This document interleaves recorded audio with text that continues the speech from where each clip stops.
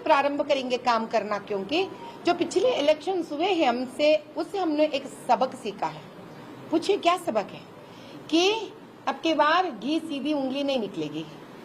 प्रजा तो बड़े सीधे हैं, हमारे वोटर्स तो हमारे बड़े सीधे हैं, लेकिन जो प्रत्यर्थी है हमारे, उनकी जो चाल चलन है वो बड़ी अच्छी नहीं है, वो ठीक नहीं है।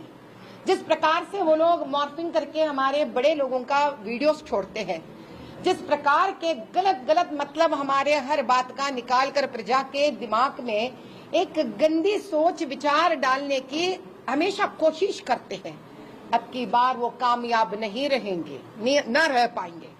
इसके लिए हम दिलो जान से काम करेंगे।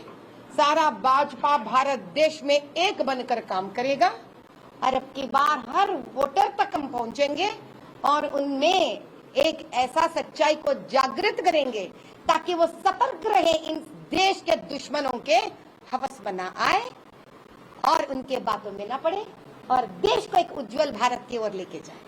शंकराचार्य अबीर मुक्तेश्वरानंद हैं, ये वही शख्स हैं, शंकराचार्य हैं, जिन्होंने प्रधानमंत्री नरेंद्र मोदी के द्वारा अयोध्या प्राण प्रतिष्ठा की जो रामलला की मूर्ति हुई थी उसका उन्होंने विरोध किया था। आज मातोश्री में उद्धव ठाकरे जी से उन्होंने मुलाकात किया है, उनको मुख्यमंत्री भावी होने का आगामी विधानसभा चुनाव में आशीर्वाद दिया है कि उनको मुख्यमंत्री के तौर पर देखना चाहते हैं। साथ ही उनके साथ जो पार्टी छोड़कर एकनाथ शिंदे अलग हो गए, उन्हें विश्वासघाती गैर हिंदू बता रहे हैं, वो उसको किस तरीके से आप देखती हैं? भैया, इस देश में जो फंडामेंटल राइट है, ये राइट के हिसाब से सभी को अपने अपने बात कहने का हक है। अभी शंकराचार्य जी मठाधीश पूज्य कुछ बात करते हैं तो मुझे विश्वास है कुछ दिनों के बाद वो शायद किसी न किसी दिन 1 मिनट के लिए बैठकर शायद सोच विचार करेंगे। हम तो अपने प्रधानमंत्री के सच्चाई और धर्म के पद जो लेकर निकल पड़े हैं हम उसको मानते हैं, क्योंकि परसों अंबानी जी के विवाह महोत्सव में भी हमारे मोदी जी और मोदी भाई का संस्कार यही था कि उन्होंने नमन की है मठाधीश को। इसका मतलब है हम बड़ों को पूज्य तुल्य देखते हैं, हम उनके खिलाफ या उनके विरुद्ध में कोई बात नहीं करते हैं। यही सनातन धर्म का संस्कार और संस्कृति है। अब यही अपेक्षा हम बड़ों से करते हैं, वो सच्चाई का साथ दे और आशीर्वाद दे।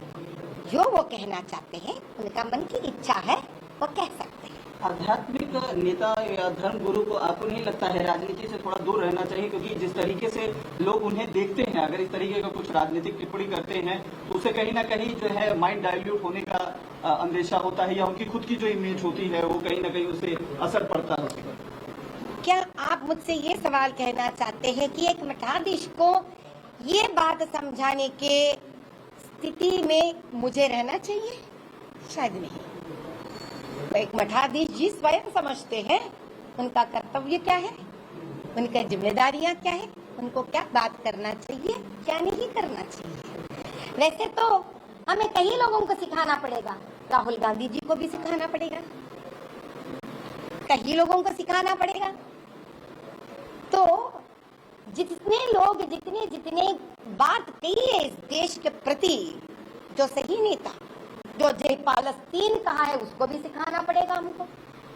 तो हम उनको क्या सिखाएं जो उम्र में भी बड़े हैं और अपने आप को सीख में भी बड़े कहते हैं। बस हम यही चाहते हैं और प्रार्थना करते हैं कि सनातन धर्म और हिंदुत्व और इस देश की शांति कामना को एक स्थिर रूप में रखने की प्रयास भाजपा करते आ रही है, करते रहेगी।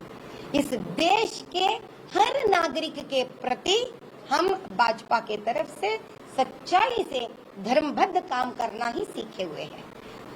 जो अपने अपने अपने जो क्या कहते हैं अपने व्यूज व्यक्त करना चाहते हैं वो उन पे all India personal law board जो सुप्रीम कोर्ट ने मुस्लिम महिलाओं को भत्ता देने का लेकर ऑर्डर दिया है, उसके खिलाफ वो अपील कर रहे हैं। उनका ये कहना है कि हमारे जो राइट्स हैं मुस्लिमों के, जो all India personal law board के जो खास तौर पे मुसलमानों को अधिकार दिया गया है, उसमें इंटरफेरेंस है, ऐसा उनका मानना है। इसलिए वो इस फैसले को चैलेंज करेंगे कोर्ट में। इसको कैसे देखें? यही कहते कहूंगी मैं कि स्त्री को क्या अभी भी ये लोग स्वेच्छा नहीं देना चाहते? क्या स्त्री को 21वीं शताब्दी में भी आप हक देना नहीं चाहते हैं क्या स्त्री को आज भी अगर कोई धोखा परिवार से या पति के घर से होता है, क्या उसका मदद मिलना इतना बड़ा गुनाह है? जो इसको रद्द करना चाहते हैं, इसके खिलाफ है, उन सब सिर्फ इस्लाम ही नहीं, इस्लाम के स्त्री के प्रति भी ये लोग विरोध है, उसके दुश्मन है। जब ये बात एक मुसलमान स्त्री जान जाएगी तो वो एक नया दौर इस्लाम में लेके आएगी और वो सुप्रीम कोर्ट की प्रशंसा कर पाएगी। बस हम यही चाहते हैं कि हमारे कौम जो स्त्री का कौम है, हम भगवान से ही प्रार्थना करते हैं कि हमारे मुसलमान बहनों का न्याय हो, धर्म हो। इसी प्रकार के भारत देश के सुप्रीम कोर्ट उनके साथ ठहरे और उनका हर दुख समझे और हम भी उनके साथ। 7 राज्यों के अभी जो बाई इलेक्शन